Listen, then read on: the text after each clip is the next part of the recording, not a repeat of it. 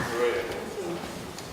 So, what does it start mean? It means quite a bit.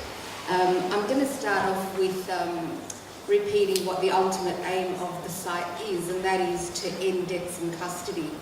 So Deathscapes then, with that aim, is born from and is helping to engender profound new forms of scholarly activism.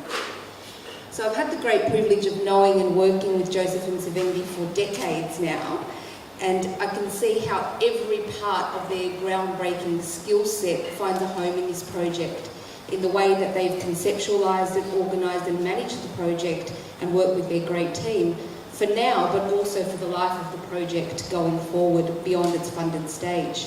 So it's an ARC project, but it's much more than that, because it's a project that has been built inclusively to effect social change on the most pressing questions of injustice. And so I'm certain that this project, or this mode of organising people with common goals and ideas, is really only the very beginning.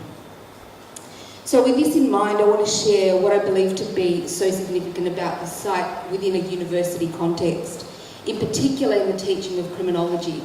So I have a law background. You know, it's always very sad to hear such things about, you know, what law professors say. But I teach criminology, and I'm working at a university that for the last 2 years has been in the grips of a major restructure. So what I want to say about this is that when universities expand their markets at the same time that academics in a whole range of contractual employment situations are pressured to do more for less, the way that our students are served becomes impoverished. So I'll say something later about my research on questions of austerity and sovereign debt, but for now I want to say that thinking about these concepts has triggered me to begin speaking about the Austerity University. So when academics are controlled by force of law, no less, i.e. through the Fair Work Act that tries to limit the amount of industrial action that can be taken, the locations from where critical and politically engaged work may emerge are all the more important. So I teach a course called Crimes Against Populations. A few years back, the course was called Legal Fictions, Race, Crime and Sovereignty, but I was forced to change the name because it needed to be more criminology, because crim just sells so much better. The course examines the ways in which populations are targeted for punishment in the absence of having committed any crime, people having committed any crime. So in other words, we interrogate criminalisation practices. So the course deliberately departs from understandings of crime which say that the individual is the perpetrator of crime against another individual and therefore symbolically trespasses or makes harm against society as a whole.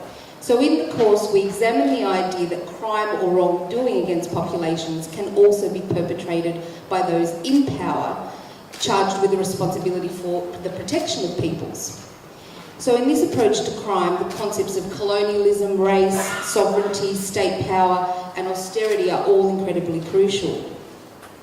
So I focus in particular on the punishment of Indigenous populations in the Australian context, the punishment of those seeking asylum at state borders, but also of populations subjected to austerity regimes, and sometimes those things interlock.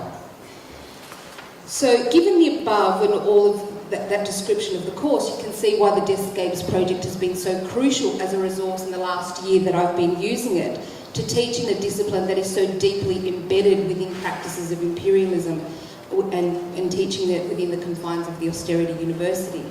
So it's a resource that helps me to teach effectively against the criminological grain. The way in which the site gathers highly relevant source material that is evidence and cutting-edge analysis speaking to the ways that state violence comes to target particular populations has helped me as an educator to communicate these core ideas to students. So criminology students, as some here would know, are mostly taught about the various arms of the criminal justice system, so courts, policing, victimology, and crime is more often than not imagined again as being an individual, is the act of an individual against the society. So that Deathscapes is an important device that helps me to turn those disciplinary assumptions around and to teach students about the role of states in producing and perpetrating violence against particular populations. So I use the site to model and to teach decolonisation from within the Imperial University, since Mataji and Mayra have reminded us that imperialism and racial statecraft have three fronts: military, cultural and academic. So their conceptualisation of the Imperial University links these fronts of war.